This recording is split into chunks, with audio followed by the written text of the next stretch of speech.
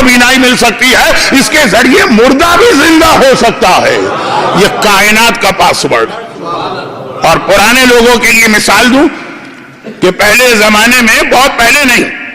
جن کو میں پرانا کہہ رہا ہوں میری عمر والے یا مجھ سے 10 سال چھوٹے، مثلا ہوٹل ہوتے ہیں، ہوٹل کے ہر کمرے کی ایک چابی ہوتی، مگر ایک کہلاتی ہے شاہ کلید ماسٹر کی، ہر چابی سے فقط وہ کمرہ کھلے گا، مگر ماسٹر کی وہ ہے کہ اس ہوٹل کے اگر 500 کمرے ہیں تو اس چابی کی مدد سے سارے کمرے کھول سکتے ہیں۔ کائنات کی ماسٹر کی، کائنات کی شاہ کلید وہ نام فاطمہ ہے۔ کائنات کا ہر مسئلہ اس نام سے حل ہوتا ہے۔ یہی وجہ ہے جب کسی نے زمانے کے امام سے پوچھا، آغا شہاب الدین مرشی نجفی جیسا عظیم مرجع کہتا ہے کہ جب میں نے امام سے پوچھا مولا میرا یہ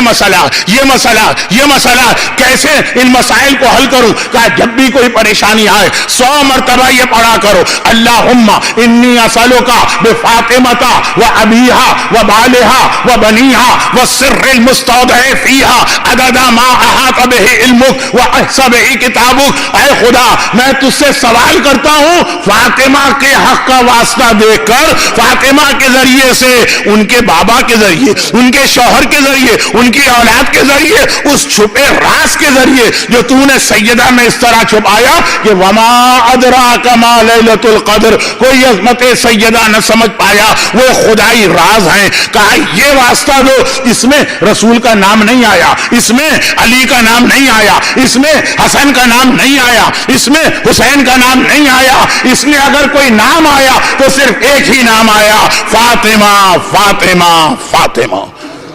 ہمیں